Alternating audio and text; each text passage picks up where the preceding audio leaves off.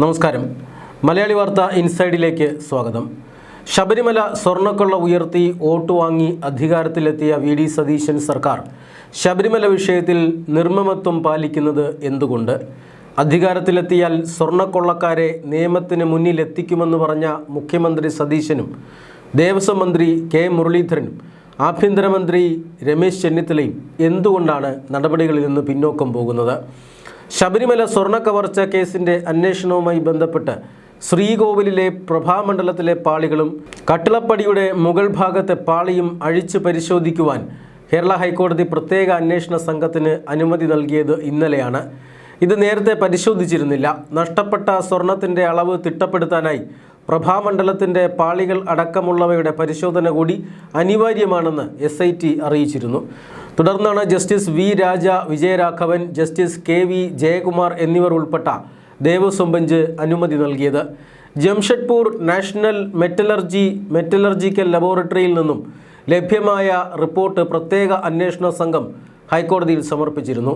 സമഗ്രമായ ഈ റിപ്പോർട്ടും വിക്രം സാരാഭായി സ്പേസ് സെൻറ്റർ നൽകിയ റിപ്പോർട്ടും ചേർത്ത് വായിക്കുമ്പോൾ കുറ്റകൃത്യത്തിൻ്റെ രീതിയിലേക്കും അത് നടപ്പിലാക്കിയ വിധത്തിലേക്കും വ്യക്തമായി വെളിച്ചം വീശുന്നുണ്ടെന്ന് SIT അറിയിച്ചു. SIT അന്വേഷണ ഉദ്യോഗസ്ഥൻ ശശിധരൻ ഹൈക്കോടതിയിൽ നേരിട്ട് ഹാജരായിട്ടാണ് അന്വേഷണ പുരോഗതി വിശദീകരിച്ചത്. 2019 ചെന്നൈ സ്മാർട്ട് ക്രിയേഷൻസ് സ്വർണം നീക്കം ചെയ്തത് മുംബൈയിൽ നിന്നെത്തിച്ച സ്ട്രിപ്പിംഗ് സോൾട്ട് എന്ന രാസവസ്തു ഉപയോഗിച്ചിട്ടാണ്. ഇതിൻ്റെ സാമ്പിൾ ശാസ്ത്രീയ പരിശോധനയ്ക്കായി ജാംഷഡ്പൂർ ലാബിലേക്ക് അയച്ചിട്ടുണ്ട്. 1998 വാങ്ങിയ ചെമ്പുപാളികളുടെ വിവരങ്ങളും SIT ശേഖരിച്ചിട്ടുണ്ട്. ഇതിനെക്കുറിച്ച് ചെന്നൈയിൽ തുടർ അന്വേഷണവും ആവശ്യമുണ്ട്. ഇതുവരെ 408 സാക്ഷികളെ വിസ്തരിച്ചു.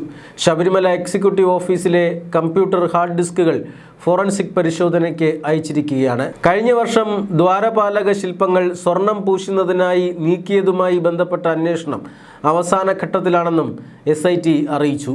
വിഷയം ജൂൺ 18 കോടതി വീണ്ടും പരിഗണിക്കും.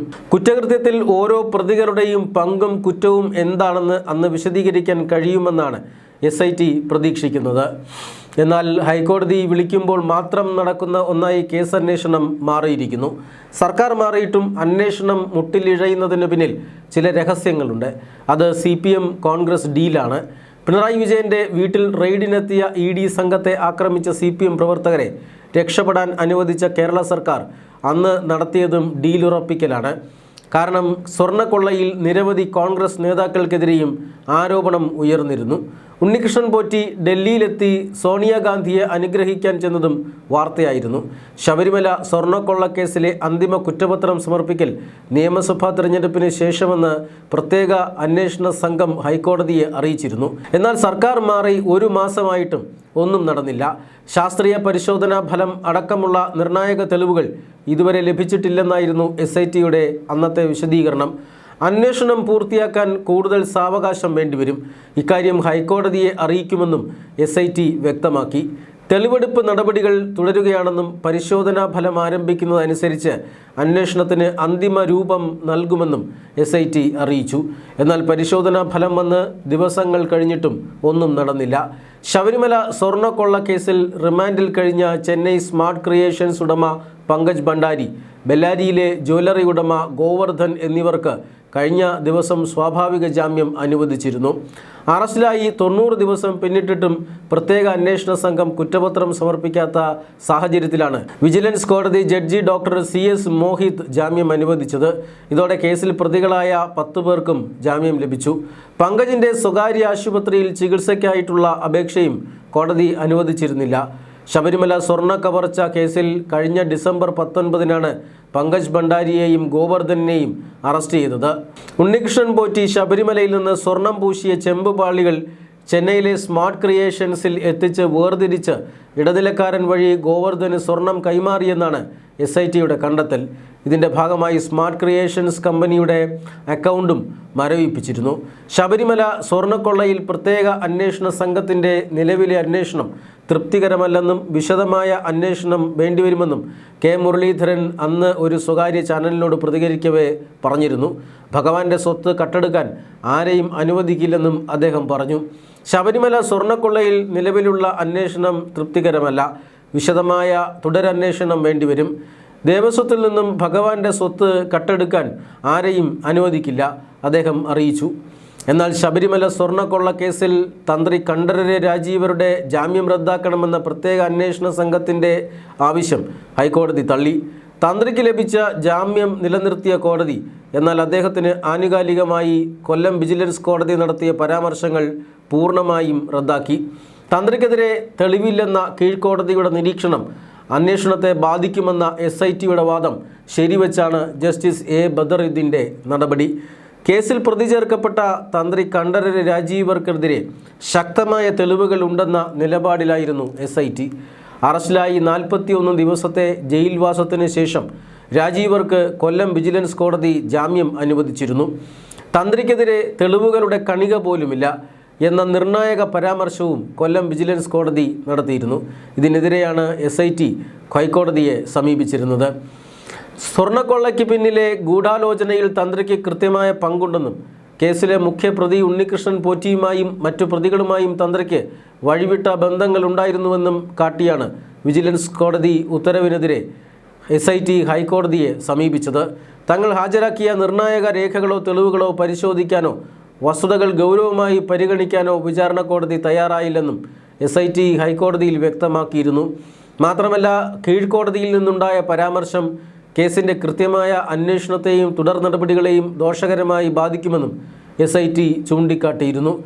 തുടർന്നാണ് ഹൈക്കോടതി ഹർജി വിശദമായി പരിഗണിച്ചതും വിജിലൻസ് കോടതിയുടെ പരാമർശങ്ങൾ നീക്കം ചെയ്യാൻ നിർദ്ദേശിച്ചതും. എന്നാൽ ഈ ഘട്ടത്തിൽ ജാമ്യം റദ്ദാക്കുന്നത് അംഗീകരിക്കാനാകില്ലെന്നും കോടതി വ്യക്തമാക്കി. ശബരിമല സ്വർണ്ണക്കൊള്ള കേസിൽ തന്ത്രിയെ മറയാക്കി മന്ത്രിയെ രക്ഷിക്കാൻ നോക്കുന്നുണ്ടെന്ന് K മുരളീധരൻ മുമ്പേ പറഞ്ഞിരുന്നു. ഇപ്പോൾ ജയിലിൽ കിടക്കുന്ന 4-5 പേരും തന്ത്രിയും ചേർന്നാൽ എല്ലാമായി കേസ് കഴിഞ്ഞുവെന്നാണ് സർക്കാർ കരുതുന്നതെങ്കിൽ രക്ഷിക്കാൻ നോക്കേണ്ടെന്നും മുരളീധരൻ അന്ന് പറഞ്ഞിരുന്നു. സ്വന്തം പാർട്ടിക്കാർ സ്വർണം കടത്തിയത് CPMും അതിൻ്റെ തലപ്പത്തുള്ളവരും മന്ത്രിയുമടക്കം അറിഞ്ഞില്ല എന്ന് പറഞ്ഞാൽ അതെങ്ങനെ ശരിയാകുമെന്നും അദ്ദേഹം ചോദിച്ചിരുന്നു. ശബരിമലയിൽ നടന്ന തിരിമറികൾ അറിയാഞ്ഞിട്ടാണെങ്കിൽ പിന്നെ എന്തിനാണ് ഇവരെയൊക്കെ മന്ത്രിമാരായി ഇരിക്കുന്നത്?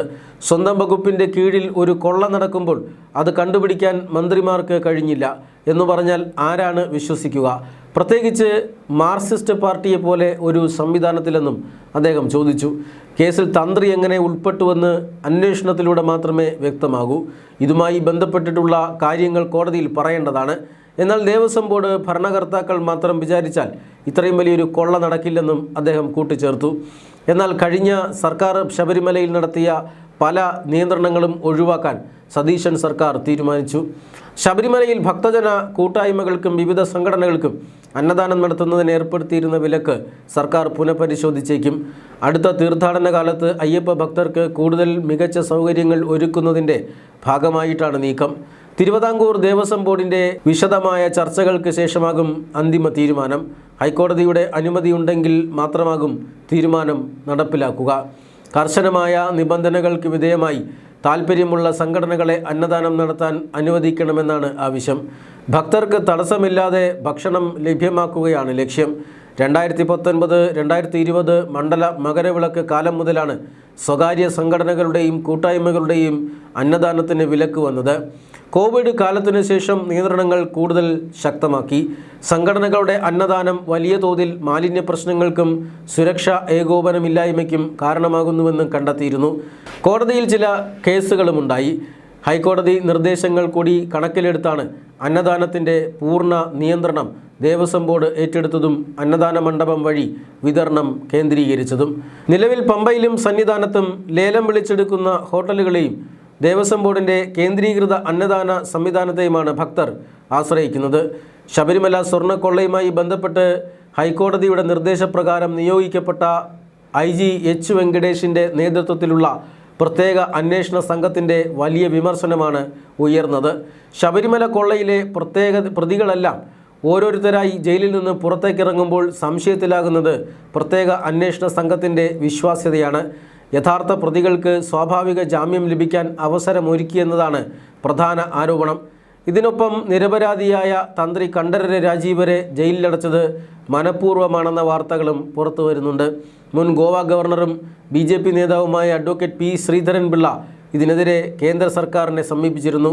ശബരിമല യുവതീ പ്രവേശനവുമായി ബന്ധപ്പെട്ട് നടന്ന സമരങ്ങളെക്കുറിച്ചും അന്ന് താൻ സ്വീകരിച്ച നിലപാടുകളെക്കുറിച്ചും നിർണായകമായ വെളിപ്പെടുത്തലുകൾ BJP മുൻ സംസ്ഥാന അധ്യക്ഷൻ PS ശ്രീധരൻപിള്ള നടത്തിയിരുന്നു. തൻ്റെ പുതിയ പുസ്തകത്തിൽ ഉൾപ്പെടുത്തിയിട്ടുള്ള ശബരിമല സമരവും സുവർണാവസര വിധിയുമെന്ന അധ്യായത്തിലെ വിവരങ്ങളാണ് അദ്ദേഹം പങ്കുവച്ചത്. രാഷ്ട്രീയമായ താൽപ്പര്യങ്ങൾക്കായി ഭരണകൂടം സംവിധാനങ്ങളെ ദുരുപയോഗം ചെയ്തതിൻ്റെ ഫലമാണ് അന്നുണ്ടായ കേസുകളെന്ന് അദ്ദേഹം ആരോപിച്ചു. അതിനൊപ്പം സർക്കാരിനെതിരെ ഗുരുതര ആരോപണങ്ങളുമായി ശബരിമല മുൻ തന്ത്രി കണ്ഠരര് രാജീവര് രംഗത്തെത്തി.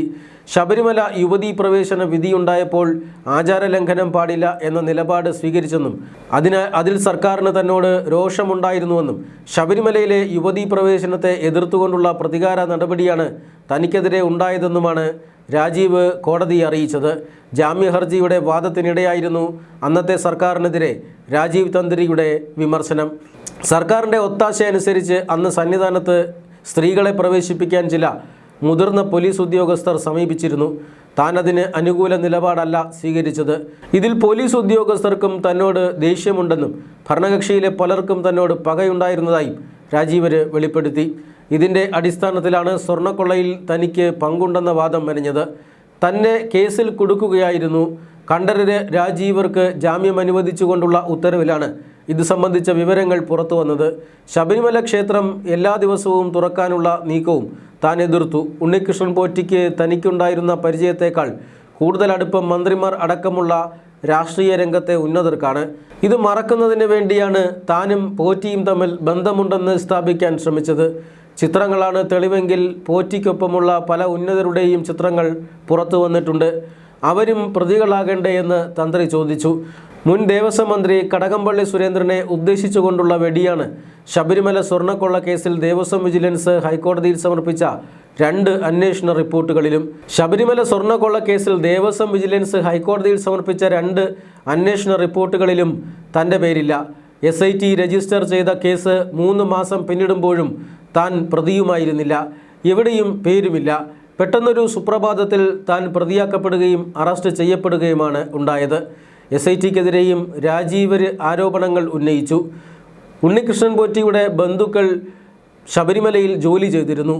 പോറ്റിയുടെ ഭാര്യാപിതാവ് ശബരിമലയിൽ കീഴ്ശാന്തിയായിരുന്നു. ഭാര്യാപിതാവിൻ്റെ സഹോദരൻ ശബരിമലയിൽ ഗാർഡായും ജോലി ചെയ്തിട്ടുണ്ട്.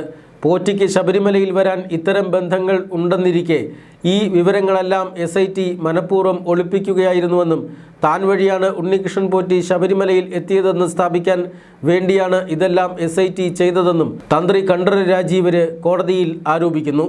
ഇതെല്ലാം ശരിവെക്കുന്ന തരത്തിലാണ് ശ്രീധരൻപിള്ളയുടെ വെളിപ്പെടുത്തലും ഉണ്ടായിരിക്കുന്നത്. ആചാര ലംഘനമുണ്ടായാൽ നട അടച്ചിടാനും ശുദ്ധികലശം നടത്താനും അവകാശമുണ്ടെന്ന് താൻ തന്ത്രിയോട് പറഞ്ഞിരുന്നതായി ശ്രീധരൻപിള്ള പുസ്തകത്തിൽ പറയുന്നു.